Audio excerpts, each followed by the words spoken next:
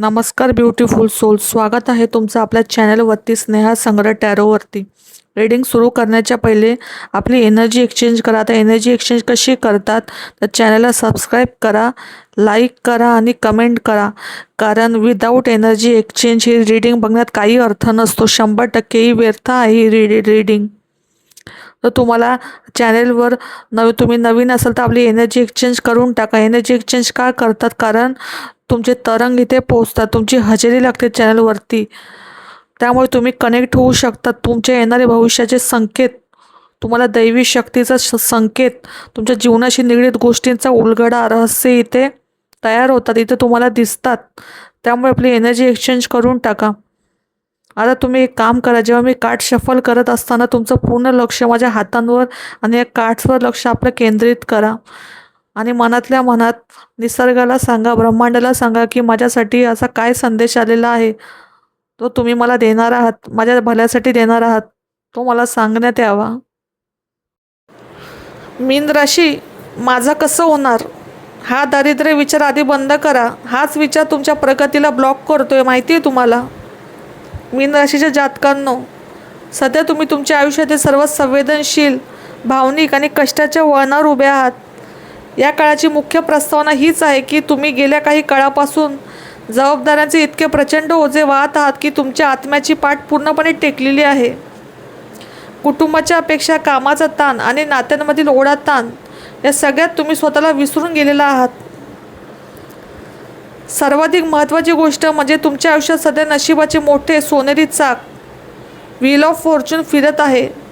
गेल्या काही काळापासून सुरू असलेली पैशाची चणचण, चिंता आणि संघर्षाचा अध्याय आता संपुष्टात येणार आहे. नशीब अचानक अशी मोठी कलटणी घेणार आहे की ज्यामुळे तुमची रखडलेली प्रगती एका झटक्यात मोकळी होईल. परंतु भावनिक पातळीवर तुम्ही कोणाच्या तरी मोहात, आठवणीत किंवा एखाद्या अत्यंत जवळीक असलेल्या नात्यामध्ये स्वतःला अडकून ठेवलेले आहे, जे तुमच्या प्रगतीच्या आड येत आहेत. तुम्ही सध्या पैशाची किंवा भविष्याची, पराकोटीची असुरक्षितता अनुभवत आहात, ज्यामुळे तुम्ही स्वतःचे व्यवहार आणि भावना अत्यंत घट्ट पकडून ठेवले आहेत. थोडक्यात सांगायचे झाले तर तुमच्या आयुष्यात आता जुन्या कर्माचे ओझे संपवून नशिबाच्या अद्भुत चमत्काराने स्वतःचे नवीन आर्थिक आणि भावनिक साम्राज्य उभे करण्याची वेळ आलेली आहे. जबाबदाऱ्यांचे प्रचंड ओझे आहे तुमच्यावर आणि मानसिक थकवा तुम्हाला जाणवत असेल. या रीडिंगमध्ये सर्वात ऊर्जा स्पष्ट दाखवते तुमची की तुम्ही इतरांचे ओझे वाहता वाहता स्वतःच खचला आहात. तुम्ही कामाच्या ठिकाणी किंवा कुटुंबात सगळ्यांची काळजी घेताना तुमची स्वतःची ऊर्जा पूर्णपणे ड्रेन झालेली आहे. तुम्हाला समोरचा रस्ता दिसणेही कठीण झाले आहे कारण तुम्ही विश्रांती घेणेच विसरला आहात. नात्यांचा भावनिक विळख्यात अडकलेत तुम्ही, मोहाचा अडथळा बनतोय तुम्हाला. मीन राशीच्या जातकांनो, तुमचे मन सध्या वर्तमानात राहण्याऐवजी भूतकाळातील एखाद्या व्यक्तीच्या आठवणीत किंवा एखाद्या अत्यंत जवळच्या नात्याच्या मोहात अडकले आहे. तुम्ही त्या नात्याला टिकवून ठेवण्यासाठी स्वतःचा स्वाभिमान पणाला लावत आहात, पण हाच भावनिक विळखा तुमच्या आयुष्यात येणाऱ्या नवीन आणि मोठ्या संधींना रोखून धरत आहे. पैशांची घट्ट पकड आणि भविष्याची विवंचना. भावनिक पातळीवर इतके मोठे वादळ सुरू असताना व्यावहारिक पातळीवर तुम्ही सध्या पैशांच्या सुरक्षेबाबत कमालीचे चिंतेत आहात. माझा पैसा टिकेल का? माझं आर्थिक भविष्य कसं असेल? या भीतीपोटी तुम्ही अत्यंत काटकसरीने वागत आहात. बदल स्वीकारण्याऐवजी तुम्ही जुन्याच गोष्टींना धरून ठेवले आहेत, जे तुमची आर्थिक प्रगती थांबवत आहेत.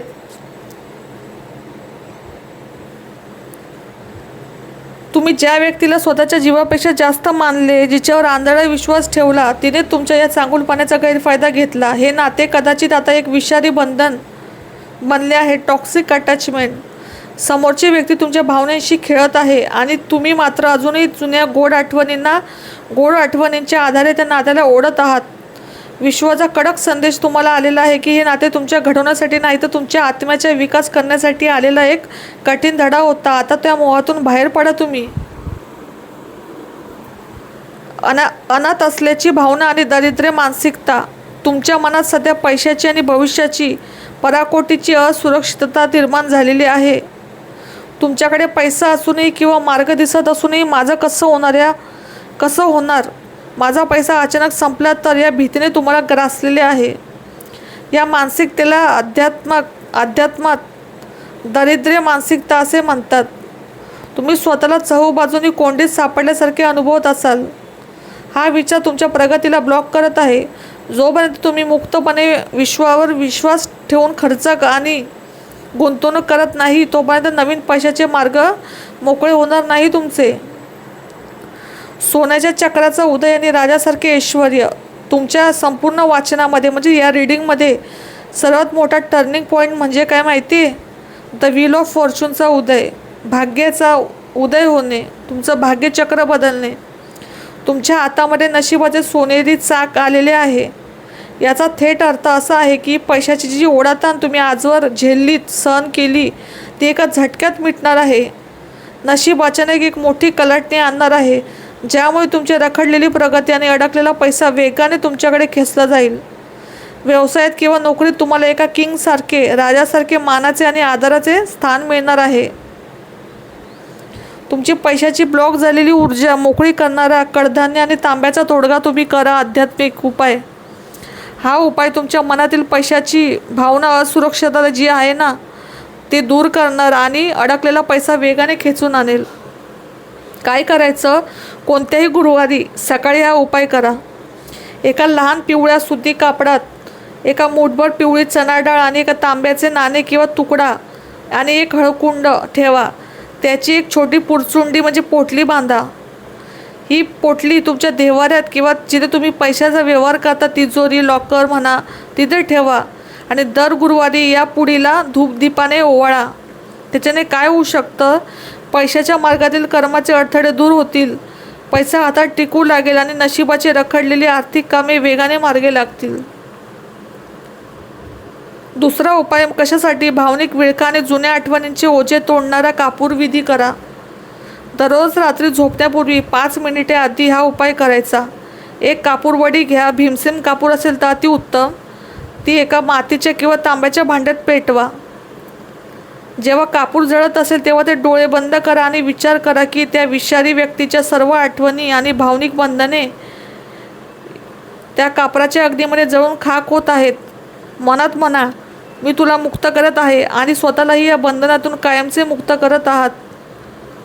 परिणाम काय होईल? हा विचार तुमच्या मनातील सुप्त अस्वस्थता, दुःख आणि पश्चाताप हळूहळू पूर्णपणे नष्ट करेल. तिसरा उपाय शारीरिक आणि मानसिक थकवा दूर करणारा सैंधव मिठाचा तोडगा.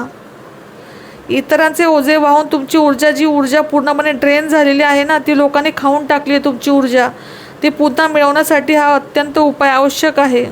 काय करायचं? दररोज किंवा किमान दर शनिवारी आंघोळ करताना तुमच्या आंघोळीच्या पाण्यात 1 चमचा खडे मीठ, रॉक सॉल्ट किंवा सैंधव मीठ टाका. हे पाणी डोक्यावरून न घेता खांद्यावरून आणि खाली अंगावर घ्या.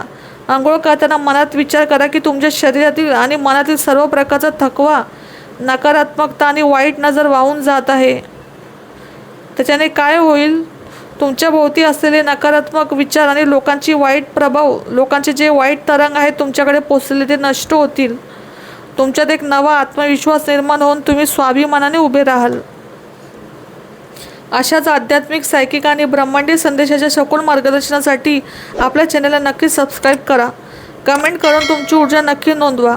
तुम्हाला या रीडिंगमधील कोणत्या गोष्टी स्वतःच्या परिस्थितीशी जुळणाऱ्या वाटल्या ते खाली कमेंटमध्ये सांगा. जय ब्रह्मांड किंवा थँक्यू युनिवर्स लिहून या सकारात्मक ऊर्जेचा स्वीकार करा. पुन्हा भेटूया पुढच्या रीडिंगमध्ये. तोपर्यंत श्री स्वामी समर्थ.